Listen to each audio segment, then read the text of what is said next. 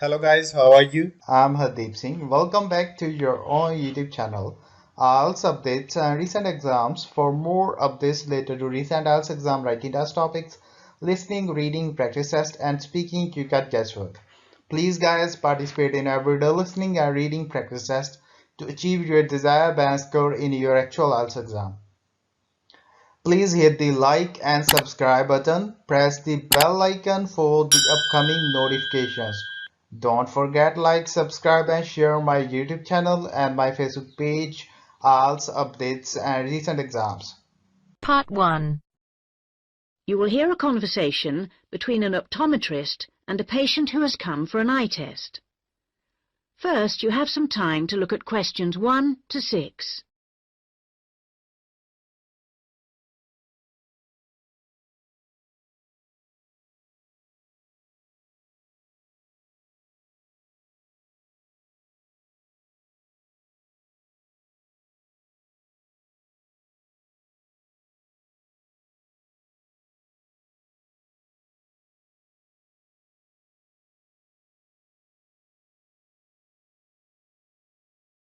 Listen carefully and answer questions 1 to 6. Good morning. Can I help you? Yes, I'm here for an appointment at 10 o'clock with the optometrist. I'm a little early. I know it's only 10 to 10. Are you Simon Lee? Yes, I am. I'm Rachel White, the optometrist here today. Come in and take a seat. Thanks. Before we test your eyes, I just need to get a few details from you. So, Simon, what's your full name? Simon Anthony. That's Anthony. My family name is Lee. L-E-E. And your date of birth, Simon? The 1st of June, 1989. The 21st of June? No, the 1st of June. Oh, whoops, sorry. 1989. Ah, same year my son was born. What's your current address? I'm living at a hall of residence. Which one? At University Hall, not far from here, in Adams Terrace. University Hall. And do you have any medical insurance? Yes, I'm fully covered. And who are you insured with? I'm with Health for Life. Healthy Life. No, people always get that wrong. It's Health for Life. They're part of some big insurance company. Good. Now, Simon, have you ever had your eyes tested before? Yes, once, but not recently. It was when I was still at school. So, roughly when would that have been? Probably around September 2007. No, on second thoughts, it must have been the year before. September 2006. My eyesight was fine then. But you're having a little difficulty now, are you? Well, yes. Since I started at university, I've been having difficulty with distance vision. I can't always see things in the distance. Well, let's have a look. Now, I'm just going to cover your left eye. Yeah. Can you read the top line? Yes. RBQS. Before you hear the rest of the conversation, you have some time to look at questions 7 to 10.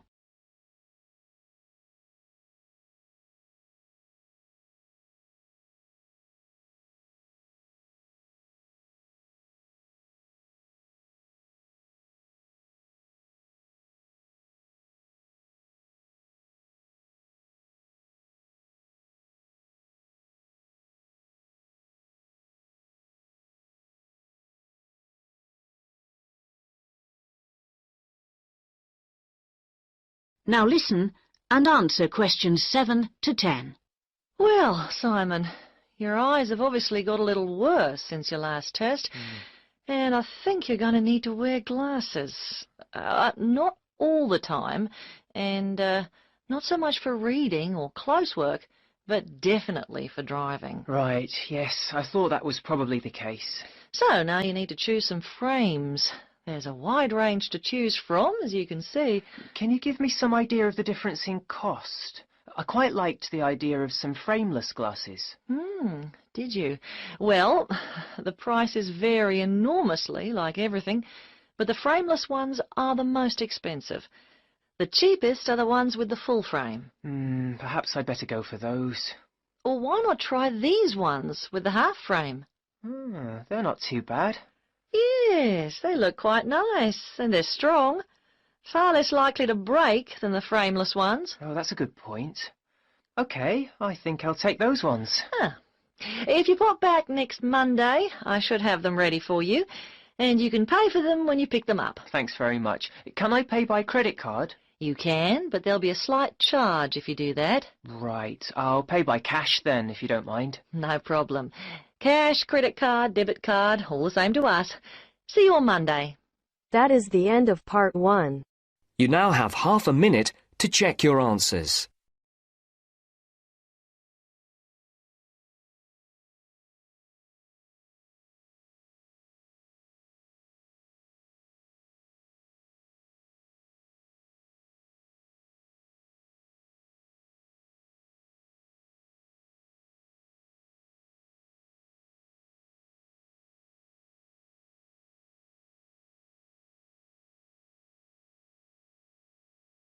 Now turns to part 2. You will hear an extract from an audio guide to the Taj Mahal. First, you have some time to look at questions 11 to 16.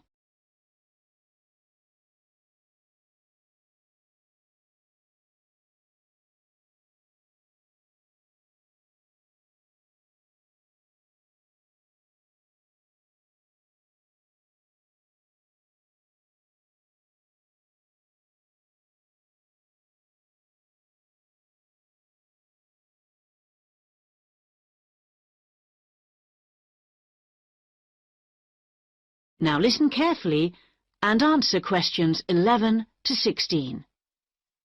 Welcome to our audio tour of the Taj Mahal. The Taj Mahal is the most popular tourist attraction in India.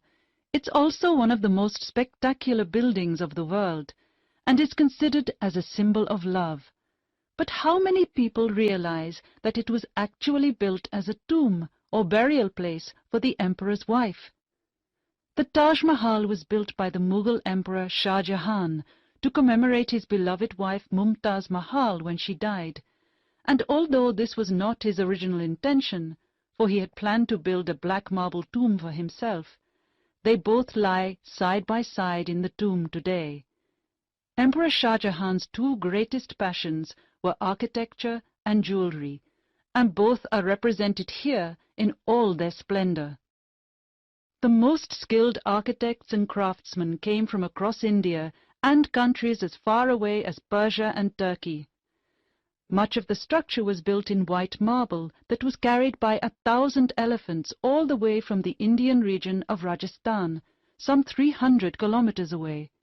Crystal and jade came from China, sapphires from Sri Lanka, and turquoise from Tibet. But there's a lot more to the Taj Mahal than just the tomb. So let's have a look at the overall plan before we take a walk through the magnificent gardens. Your tour begins here, at the point marked with an X on the plan. This is known as the main gateway. Walk through the gate and you come into an elaborate garden.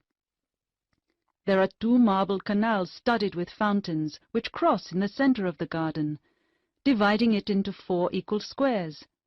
Each of these 4 quarters is then subdivided into flower beds, so there are 16 flower beds altogether. The tomb stands majestically at the north end, not in the center, as you might have expected.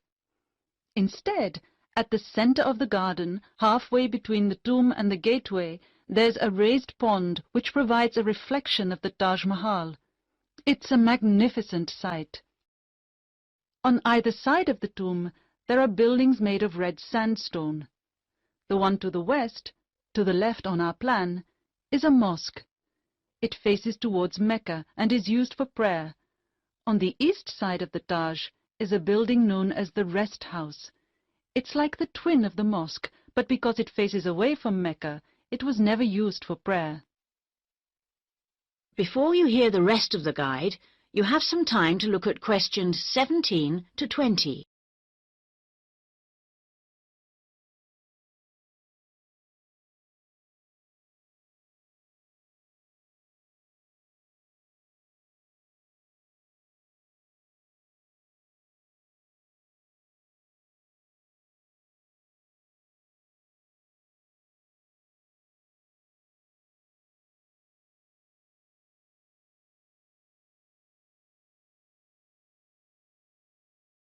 Now listen and answer questions 17 to 20. Many people have asked what the rest house was for. Was it a place for pilgrims to stay? Was it a meeting hall of some kind? Perhaps the most likely answer to this question is that its purpose is purely aesthetic, to act as a visual balance for the mosque and preserve the symmetry of the design of the whole complex. Let's have a look at some of the engineering features of the garden. For one thing, they require a constant supply of running water. When it was built, water was drawn from the river manually, using an elaborate rope and bucket system, pulled by a team of bullocks. The water was then brought through a broad water channel and held in a number of supply tanks. These tanks were at varying heights off the ground and were ingeniously designed to store the very large amounts of water required. Using an elaborate system of underground pipes, the water was then distributed from the supply tanks to each of the fountains. To ensure that the water pressure was the same throughout the garden, there was a copper pot under each fountain connected to the water supply. It was undoubtedly a brilliant system. That is the end of part 2. You now have half a minute to check your answers.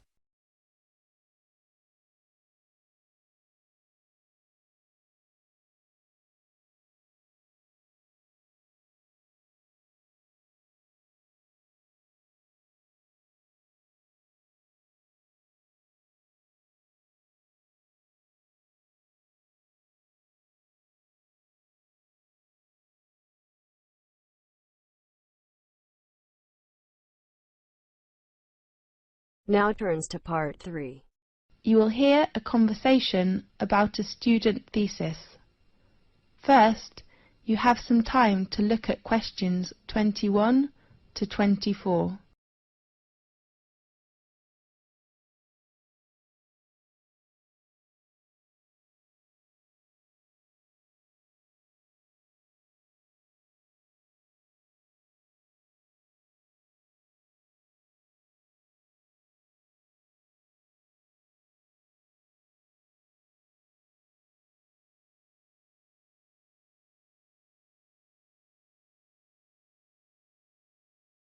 Now listen carefully and answer questions 21 to 24. Come in, please. Good afternoon. Oh, I am sorry. Is it Professor Lee's office room? No, it is room 640. His new room number is 614 on the right of this corridor. Thanks a lot. You're welcome. Come in, please. Good afternoon, Professor Lee. Good afternoon. Come in, please. I remember our tutorial time is at 2 o'clock, right? Really? Oh, I am so sorry. I remember it is at 1:30. So I go to common room to wait for 30 minutes, okay? No, I'm free now. Let's begin. I am so sorry. That doesn't matter. So, how about your work? In fact, Professor Lee, can I get an extension of time to hand in my work? I mean, I hope to extend my thesis deadline. James, you know extension is usually given only for medical or accident reasons. So what's your problem? You have a good beginning with your draft, isn't it right? Yes, well, I'm having too many reading materials to read. Too many? How many? Besides academic journals, I have about 15 books to read next month. I don't think I can finish them. Oh, darling, you do not need to read them all. What do you mean? I mean, you can choose some parts of these books which can help your work. Really? Could you give me some suggestions? Sure. Now look at questions 25 to 30.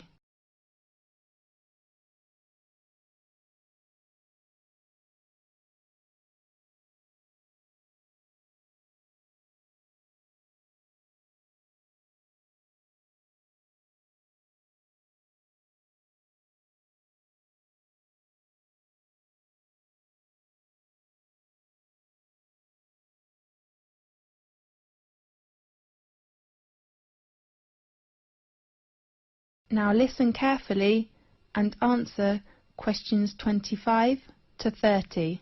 Do you bring your reference book list? Yes, I take it. Let's see. First, the book by Bayer.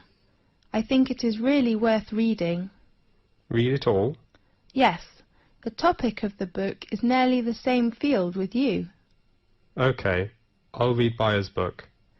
The next author is Oliver. I heard that his argument is very strong, but the book is a little difficult. You are right, but I still recommend you to know about his argument, which will give you a lot of help. Fine. Do you think I should read Billy's book? About Billy. I have to say his work is very good, especially his research method, but you do not need to read it now. Right. The last author is Andrew. How about his book? In my opinion, the one by Andrew says the research findings. I mean, his last part is very excellent, clear and persuasive. I agree with you. I'm reading the book now. Great. How about others? I suggest you finish these books next month, and then we will talk about others, okay? Okay. Have you begun your research work? Yes. How are things going? That's okay, except the research method. What's wrong with the method? I have made some interviews, Yes. but I found they couldn't give me the data I need. Who are the interviewees? Some are our classmates, and others are schoolmates. Oh no. James, it's better for you to interview some professionals. Do you think it is better for me to change another research method, such as questionnaire? I don't think you will have enough time to design it and then analyse your research data. That will waste you a lot of time. You're right. And pay attention to your reference. Reference books? No, I mean you should make clearly about what reference books you read, and then write them after your thesis. Okay, I'll make them clear. Fine. I hope to see your work quickly. I hope too. Thanks for your help, Professor Lee. That's okay. See you next time. See you. That is the end of part 3. You now have half a minute to check your answers.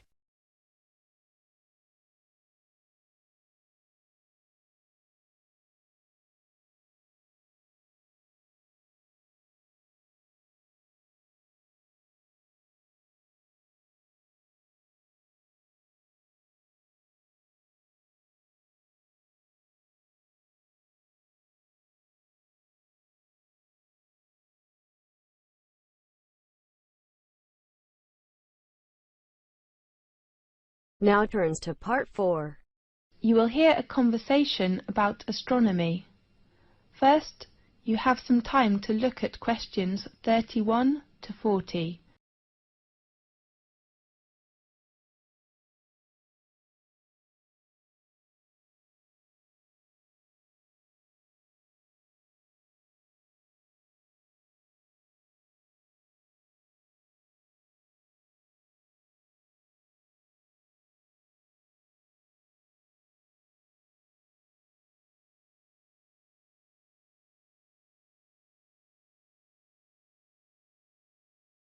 Now listen carefully and answer questions 31 to 40. This is Magic Time from the BBC. I am Faith. In today's programme, we invite a Professor of Astronomy. Welcome, Lewis. Thanks a lot, Faith.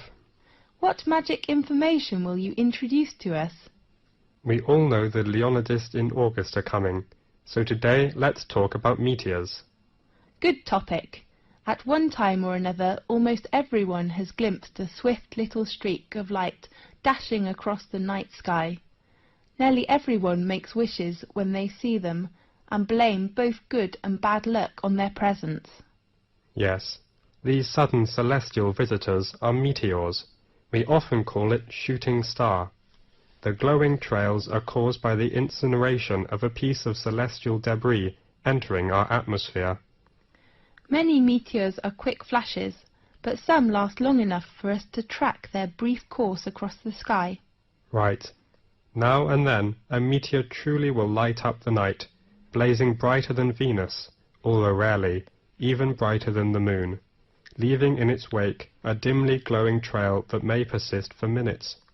Lewis, can we see some meteors every night in 1 year? Yes.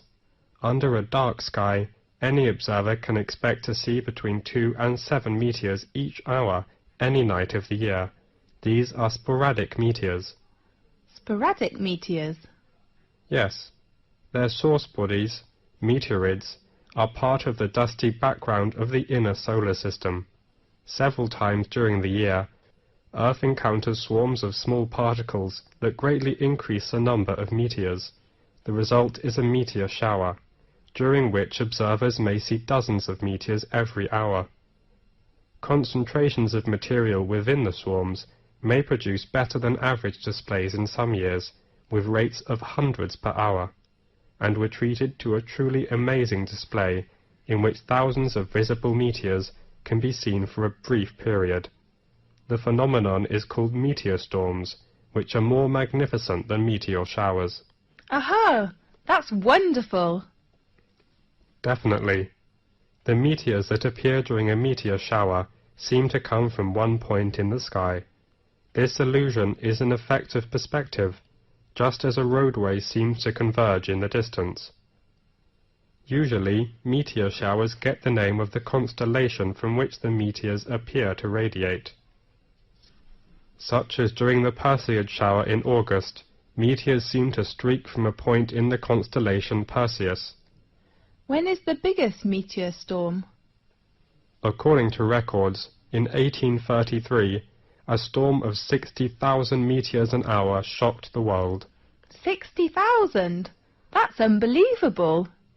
By the 1860s, scientists had known that many meteor showers were annual, including the normally placid Leonids, which produced the big storm, and that they were somehow related to comets. Really? Yes, but most of the meteors people have seen during one of the annual showers arise from fluffy particles not much larger than sand grains. As a particle enters Earth's atmosphere, it collides with gas atoms and molecules. The particle becomes wrapped in a glowing sheath of heated air and vaporized material boiled off its own surface.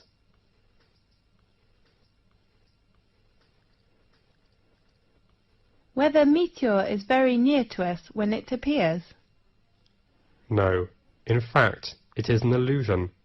However, even well-trained professionals can be fooled, such as airline pilots have swerved to avoid meteors that were actually 160 kilometers away. A meteor that appears brighter than any of the stars and planets is a fireball. Fireball? That's so interesting. Yeah. Most meteors are seen 80 to 120 kilometers above the ground. Sometimes someone will claim to see a fireball land on a hilltop, but in fact a real fireball first appears at a height of about 125 kilometers and loses its brightness while still at least 20 kilometers above the ground. Yes. What colours do meteors have?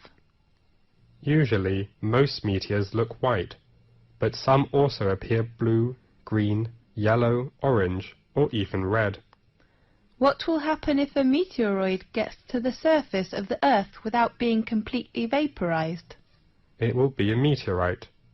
I heard meteorites were long ago thought to be cast down as gifts from angels. Yes, and others thought the gods were displaying their anger. Really? As late as the 17th century, many believed they fell from thunderstorms.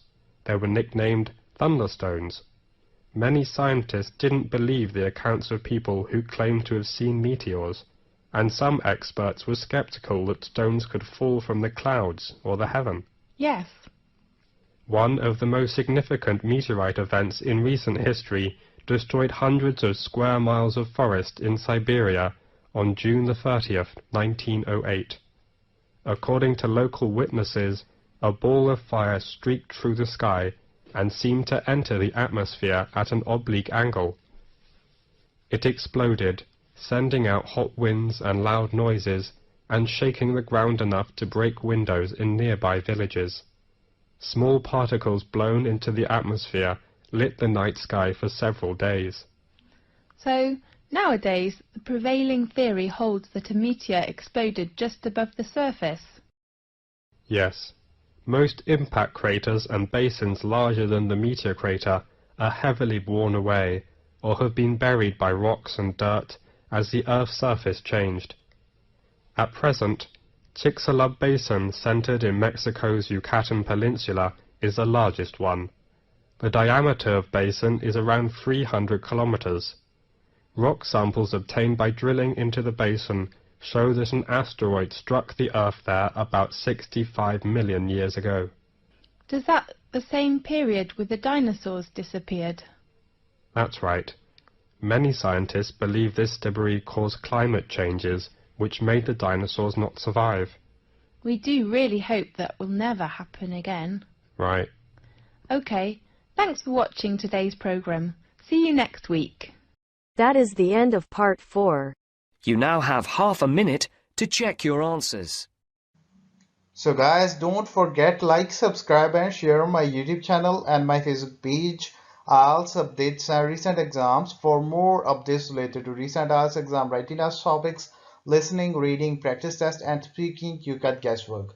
Please guys, participate in everyday new IELTS listening and reading practice tests to achieve your desired band score in your actual IELTS exam. For more IELTS material, visit my official website www.ieltsupdatesandrecentexams.com. The link is given below in the description. If you need PDF files of latest IELTS material, then please join my Telegram channel. So guys, please write your score below the comment section.